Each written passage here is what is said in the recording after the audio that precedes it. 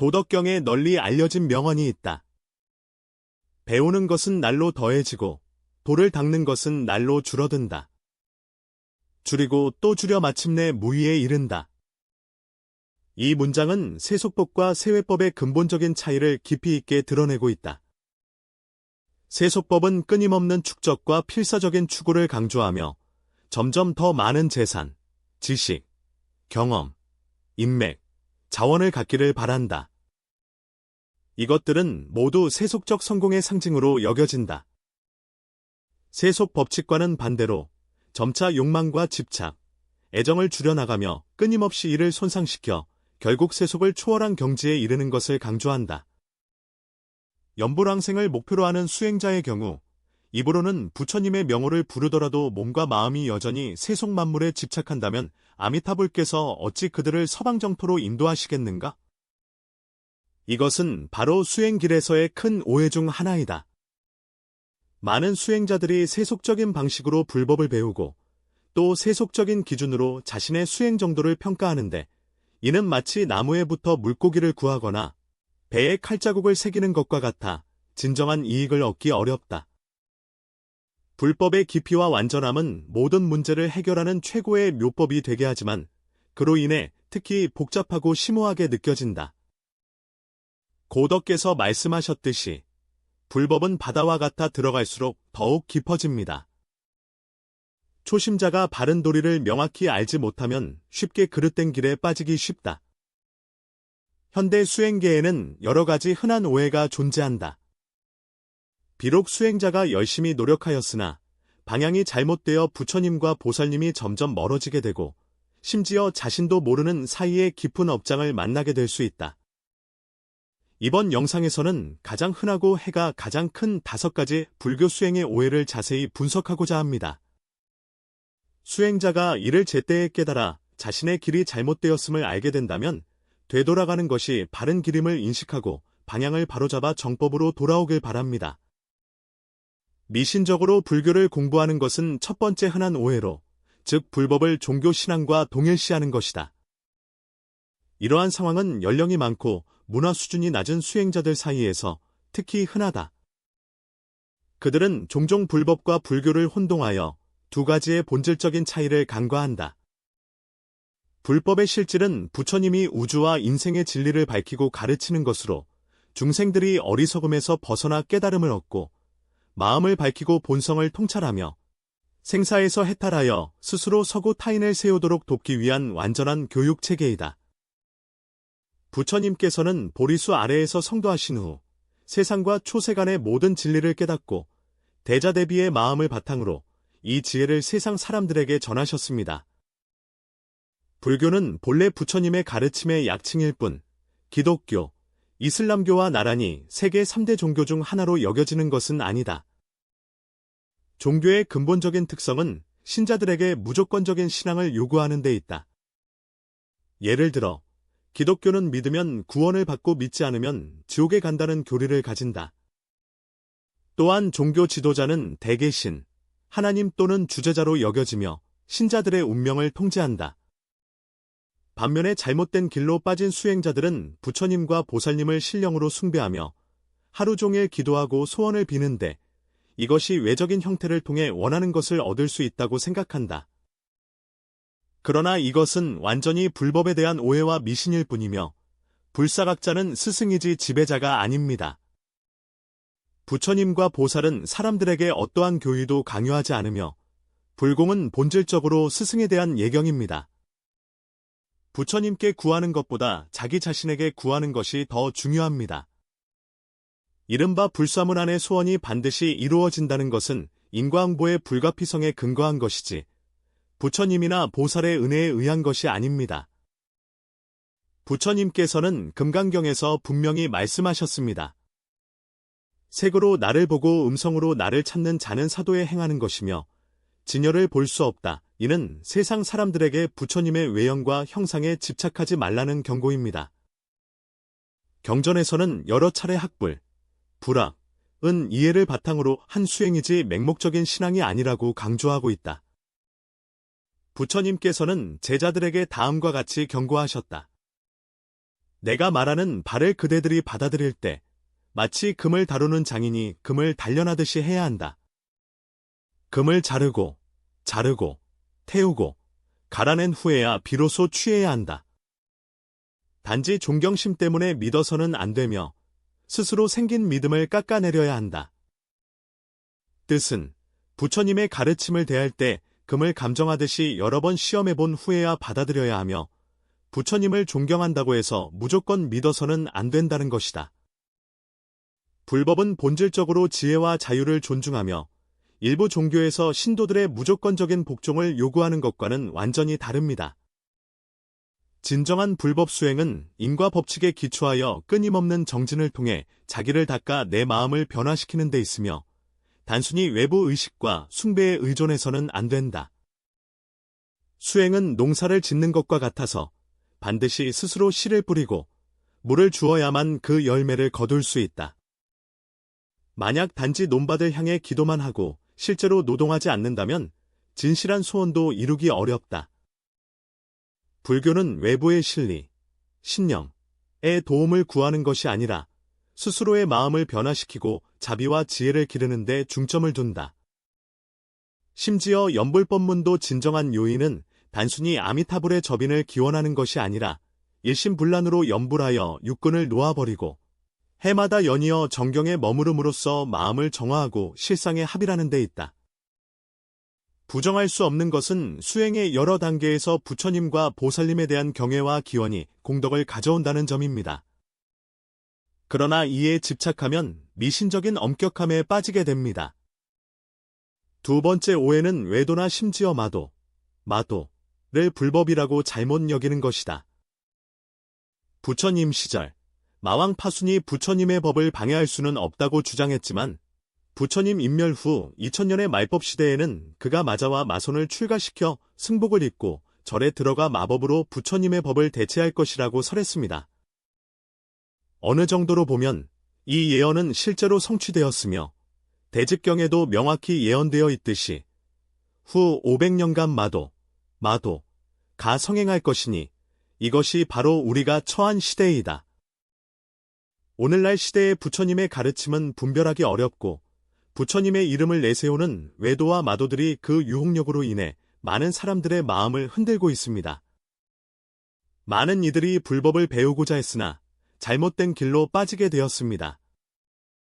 불경에는 이미 기록되어 있듯이 말법 시대에는 사교들이 마치 물결치는 강물처럼 설법하며 가까운 선사들은 더욱 세상 사람들에게 경계심을 일깨워 주어 타인의 교만에 빠지지 말라고 경고하였다. 그들의 집안에는 이미 종족이 있어서 신의를 지키지 않으려 한다. 그가 지키지 않는 것은 그의 가정 본분의 일이다.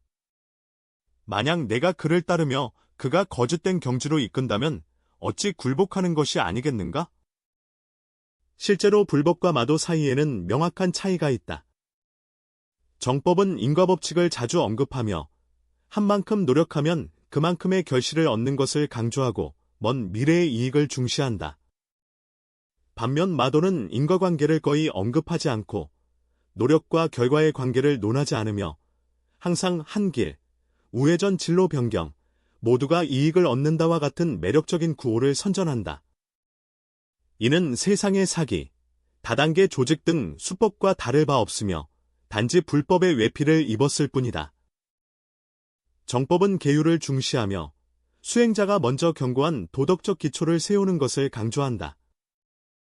반면 사도는 계율을 경시하며 심지어 편법과 원흉의 이름으로 신도들이 계를 어기도록 권장하여 술과 고기를 지나가게 하며 석존의 마음속에 남겨진 변명으로 사마불문, 불문의 근본 대계를 짓밟는다. 더 나아가 신도들을 끌어들이기 위해 일부 외도 조사는 쌍수, 명심견성 등의 명목으로 신도들을 유혹하여 부당한 관계를 맺도록 하였다. 이러한 행위는 불법에 어긋날 뿐만 아니라 세속법률에도 위반된다. 비록 이러한 외도 조사들이 겉으로는 화려하고 법력이 무한한 것처럼 보일지라도 결국에는 감옥에 갇히거나 비정상적인 죽음을 피하기 어려운 것이 선악에 따른 반드시 보응이 있음을 여실히 보여주는 현실이다. 또한 외도와 마도는 종종 신도들을 혼란스럽게 하기 위해 작은 신통을 보여주지만 이러한 신통은 대개 사소한 일에만 통하고 중요한 일에는 통하지 않으며 악한 일에는 통하고 선한 일에는 통하지 않는다. 안타깝게도 인간 본성에는 대체로 이익을 쉽게 얻고자 하는 경향과 지름길을 찾으려는 욕구가 존재하며 이것이 바로 마문외도, 마문외도들이 이용하는 약점이다. 그들은 사람들이 하룻밤 사이에 부자가 되거나 빠른 성공을 바라는 욕망을 포착하여 그들과 뜻이 맞는다. 부처님께서 열반에 들기 전에 친절하게 제자들에게 여러 번 당부하셨다. 괴로움을 스승으로 삼고 계율을 스승으로 삼으라 하셨으나 진실로 불법을 수학하고 수행하는 데에는 편안하면서도 빠른 지름길은 결코 없다고 하셨다. 역사를 통틀어 보면 어느 고승대덕이 험난한 수행을 거치지 않고 성취를 이룬 사람이 없었다. 심지어 불문에서 가장 천재적이었던 육조해능도 도노한 후에 오조가 여전히 그에게 쌀 나르기 같은 거친 일을 맡겼을 때도 그는 아무 불평 없이 받아들였으며 이미 깨달았다는 이유로 자벽을 경시하지 않았다. 진정한 수행은 신통력이나 빠른 성취를 추구하는 것이 아니라 집착을 내려놓는 데 있다. 정법과 사법을 구별하려면 세 가지 요점을 참고할 수 있다. 첫째, 전승이 청정한지 살피고, 둘째, 경전과 가르침에 부합하는지 살피며, 셋째, 인과를 존중하는지 살피는 것이다. 아무리 명망 있는 법사일지라도 그 말과 행위가 세 가지 점에 부합하지 않는다면 조심스럽게 대해야 한다. 특별히 주의할 점은 스승을 선택할 때 반드시 신중을 기해하며 맹목적으로 세속을 따르거나 남의 의견에 무작정 동조해서는 안 된다는 것입니다. 불문에는 이르기를 천년을 깨닫지 못하더라도 하루라도 잘못된 길을 가는 것은 낫지 않다고 하였다. 수행의 길 위에서는 옳은 견해가 속도보다 더 중요하다. 만약 방향이 잘못되면 아무리 정진해도 오히려 목표에서 점점 더 멀어질 뿐이다. 그러므로 수행자는 부처님의 가르침을 기준으로 사마사성과 정을 신중히 분별하며 겉으로 드러나는 신통력이나 지름길에 현혹되지 말아야 한다. 세 번째 흔한 오해는 여러 학문을 두루 배우려다가 어느 것에도 능숙하지 못한 경우이다. 다른 어떤 세속적이거나 출세관적인 법문과 비교해도 불법만큼 모든 문제를 완벽하게 해결할 수 있는 법문은 없다. 그러나 이러한 원만함은 한 가지 부작용을 가져왔으니 불법 체계가 매우 복잡하고 심오하다는 것이다.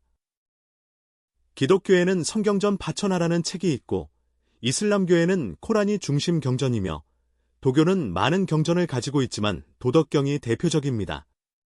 이 경전들 중에는 의리가 분명하지 않은 소승법문이나 편의적인 가르침도 있지만 법화경, 금강경, 이 모든 불경은 지극히 뛰어나 한 부서라도 철저히 연구하면 세간의 서적에 대한 흥미를 잃게 된다.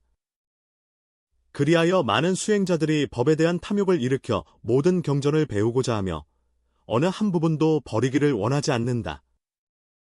그러나 이렇게 방대한 불법을 모두 통달하는 것은 매우 어렵기 때문에 결국 모든 것을 배우되 어느 하나도 깊이 있게 익히지 못하는 경우가 많다. 더 나아가 불교의 84,000 법문만 탐구하는 것이 아니라 기독교, 이슬람교, 도교 등 세속의 다른 종교를 융합하려 하며 이는 한정된 정력과 시간을 분산시킬 뿐만 아니라 인식상의 혼란을 초래하여 오히려 불법에 대한 올바른 선종에서 말하길 한 송이 꽃에 한 세계가 있고 한 입에 한 열애가 있듯이 모든 법문에는 각자의 완전한 체계가 있으며 모두가 무상보리를 성취할 수 있습니다. 현대적인 비유로 말하자면 불법을 배우고 수행하는 것은 우물을 파서 물을 길어 올리는 것과 같다. 한 장소에서 한결같이 정성을 다해 깊이 파내려가면 불법을 배우는 올바른 방법은 초기에 다양한 법문을 폭넓게 접하여 자신과 인연이 깊고 자신의 근기에 가장 적합한 법문이 무엇인지 알아보는 것이다. 일단 자신의 법문과 부합하는 것을 찾았다면 마음을 집중하여 깊이 연구하고 수행해야 하며 피상적으로 대충 지나가서는 안 된다. 고덕께서 말씀하시길 한 가지 문파에 깊이 파고드는 것이 여러 문파를 얕게 배우는 것보다 낫다고 하셨다. 만약 각 법문을 얕게만 이해한다면 비록 성근을 심었다 하더라도 깊이가 부족하여 그 성근이 진정으로 싹틀 수 없고 열매를 맺지 못할 수 있다. 능언경에서 부처님은 아난에게 수행 법문을 선택할 때 이렇게 가르치셨다. 맑은 유리와 같고 속에 밝은 달이 있으며 완전한 보리를 이루되 다른 것에 의지하지 말라. 이는 수행이 마치 유리 속에 매달린 밝은 달과 같아 외부의 학습에만 의지하는 것이 아니라 스스로 내면에서 깨닫고 밝히는 것이 필요함을 의미한다. 한 가지 수행에 깊이 들어가야 성품을 깨닫고 부처가 될 수 있으며 여러 수행을 동시에 하게 되면 오히려 자신의 마음을 잃어버려 진실한 이익을 얻지 못할 수 있다. 법문을 선택할 때에는 자신의 근기와 시대적 배경도 고려해야 한다. 예를 들어 오늘날 말법 시대에는 중생의 근기가 대체로 얕기 때문에 정토법문이 만인이 수행하고 만인이 건설하는 특성이 더욱 적합하다.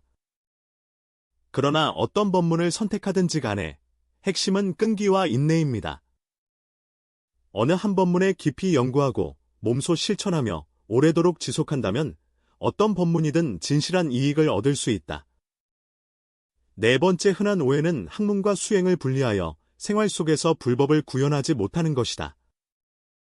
많은 수행자들은 불법을 단순히 초보자가 접하는 법으로만 여기며 일상생활과 완전히 분리하여 불법이 세상에서 실천되는 의미를 간과한다.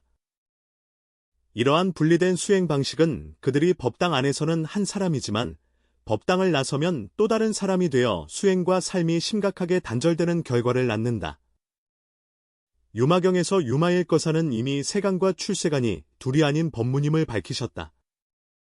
세간법에 정통한 자는 자연히 출세간법을 통달할 수 있으며 그 반대 또한 마찬가지이다. 두 존재는 분리되거나 대립하는 것이 아니라 하나의 양면이다. 유마거사, 유마일거사, 자신이 바로 부처님의 화신이며 제가 거사 중에서도 실제하지만 사리불, 수보리 등 성인들을 비롯하여 미래부처, 미륵보살에게 법을 설하는 등 가르침을 전하였고 부처님도 이에 묵인하였다.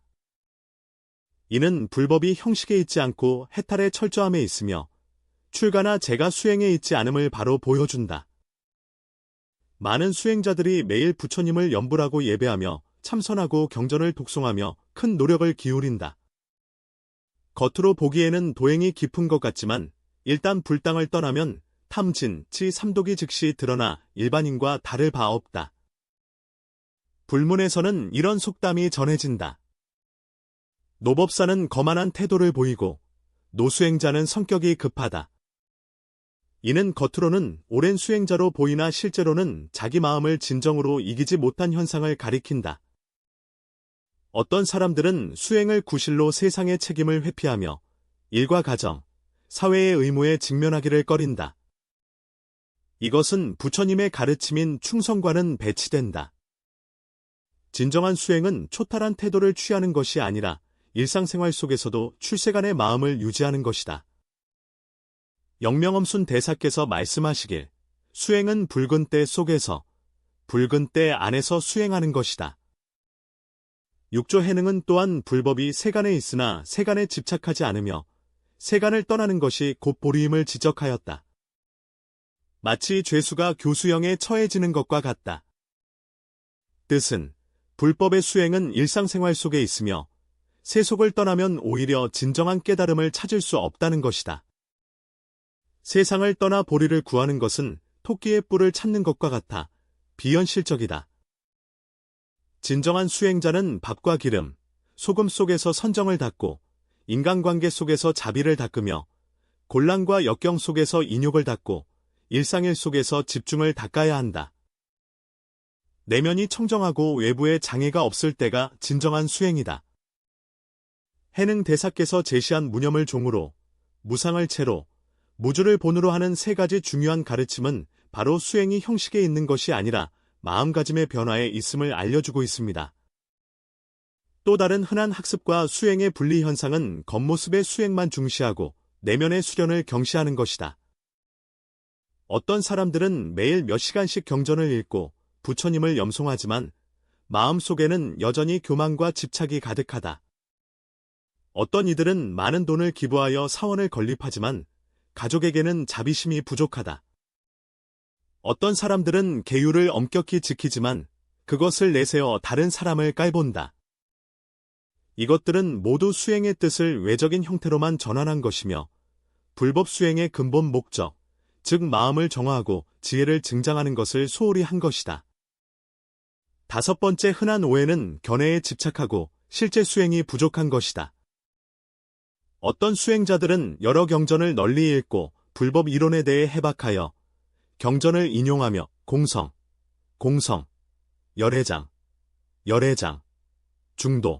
중도 등의 심오한 개념을 거침없이 이야기할 수 있지만 일상생활에서는 한 생각도 일으키지 않고 청정하며 더러움에 물들지 않는 상태를 이루기 어렵다.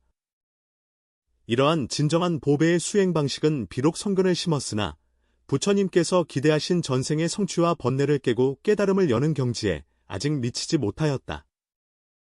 불법의 진정한 가치는 이론이 아니라 실천에 있다. 가장 심오한 경전을 잘 안다 하더라도 실제로 수행하지 않으면 진정한 이익을 얻기 어렵다. 불문에는 이렇게 말한다. 한 글자가 1000글자의 뜻을 담고 있으며 삼장경은 부처님의 깊은 바다와 같다. 경전에서 단 한 자만 벗어나도 의미가 달라진다. 길동백은 말하기를 불법을 단지 문자 표면으로만 이해해서는 안 되며 부처님의 가르침을 벗어나 독자적인 이론을 창조해서도 안 된다고 하였다. 바른 수행은 경전을 통해 깨침을 얻고 경전으로 마음의 인을 찍어 이론과 실천을 밀접하게 결합하는 것이다. 요가사지론에서는 수행의 5단계를 언급하였으니 그것은 자량위, 가행위, 견도위, 수도위, 궁극위이다. 처음 2단계에서는 이론 학습이 물론 중요하지만 도견위에 이른 후에는 주로 실제 수행에 의지하여 증득한 경지를 견고히 한다. 많은 불자들이 평생 동안 자량위에 머무르며 끊임없이 지식을 쌓기만 할 뿐 실행에 급급하지 않는다. 비록 성근을 받아도 진정한 해탈과는 여전히 거리가 멀다. 실천은 반드시 특별한 시간과 장소를 일부러 정할 필요가 없으며 오히려 수행을 일상생활에 녹여야 한다. 걷거나 앉거나 누워있거나 말하고 행동하는 모든 것이 수행을 위한 편리한 방편이 될 수 있다. 예를 들어 걸을 때 발걸음에 대한 자각을 유지하고 대화할 때 말이 법에 맞는지 주의하며 순경과 역경을 맞닥뜨릴 때 마음의 동요를 관찰하는 것 모두가 실천 수행의 구체적인 표현입니다. 선종은 일상의 사용이 곧 도임을 강조하는데 이는 일상생활 자체가 수행의 기림을 의미한다. 조조선사는 도가 무엇이냐는 질문을 받았을 때 평상심이 도라고 대답하였다. 이 평상심은 범부의 습기 어린 마음이 아니라 실사를 자각하여 모든 곳에서 명료한 청정한 마음이다. 수행과 일상을 일치시킬 때만이 비로소 불법의 가치를 진정으로 구현할 수 있다. 위에서 언급한 5가지 오해, 즉 미신적으로 불교를 신앙하는 것, 외도와 마도에 빠지는 것, 자팍만 배우고 정통하지 못한 것, 불법을 일상생활에 융합하지 못하는 것, 견해에 집착하면서 실제 수행이 부족한 것이 오늘날 수행계에서 가장 일반적이며 해로움이 깊은 문제들이다. 많은 수행자들이 자신도 모르게 이러한 오해에 빠져 불보살과 점점 멀어질 뿐만 아니라 때로는 그로 인해 더 많은 업장에 빠지기도 하여 참으로 안타까움을 금할 수 없다. 물론 불법을 배우고 수행하는 과정에서의 오해는 이뿐만이 아니며 경전을 집착하면서 그 뜻을 이해하지 못하거나 형식을 중시하고 내면의 의미를 경시하거나 신통력을 추구하면서 계율을 무시하거나 급하게 결과를 바라면서 인내심이 부족한 등 여러 문제가 있습니다. 그러나 위에서 언급한 몇 가지는 가장 흔하고 영향력이 크기 때문에 모든 수행자가 깊이 성찰하고 깨달아야 할 것이다. 사실, 불법 수행의 근본은 중도를 잡는 데 있다. 치우치지 않고 이론만 지나치게 강조하여 실천을 소홀히 하지도 않으며 실천만을 맹목적으로 추구하여 바른 견해의 확립을 경시하지도 않는다. 세상을 배척하며 무조건 출세하려 하지도 않고 세상에 집착하여 해탈의 목표를 잊지도 않는다. 자기 이익에 집착하여 이탈을 소홀히 하지도 않고 온전히 이타만을 생각하여 자신의 수행을 잊지도 않는다. 이러한 중도의 수행 방식이 바로 부처님의 본뜻에 부합하는 올바른 길이다. 불법 수행의 핵심은 평상심과 청정심을 유지하는 데 있으며 순서에 따라 차근차근 하되 서두르지 않고 조급함을 피하는 것이다. 성급하게 성과를 바랄 것이나 이른바 일심도를 추구하는 것은 본래 탐욕의 외형적 표현이며 불법의 정신에 어긋난다. 반대로 착실하게 수련하는 방법은 비록 느려 보일지라도 방향이 올바르기만 하면 얻는 이익은 반드시 진실하고 허망하지 않다. 특히 오늘날 말법 시대에 중생의 근기, 가 보통 얕고 박하여 더욱 발 디딘 곳에 굳건히 서서 한 걸음 한 걸음씩 정진해야 한다. 마지막으로 불도를 닦는 수행자에게 가장 중요한 것은 정견을 세우고 자비심을 키우며 계율을 지키고 끊임없이 정진하는 것이다.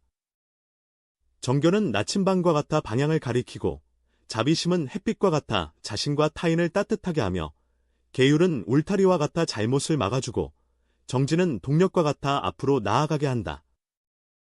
이 네 가지 요소를 갖추면 어떤 법문을 수행하든 진실한 수용을 얻을 수 있다.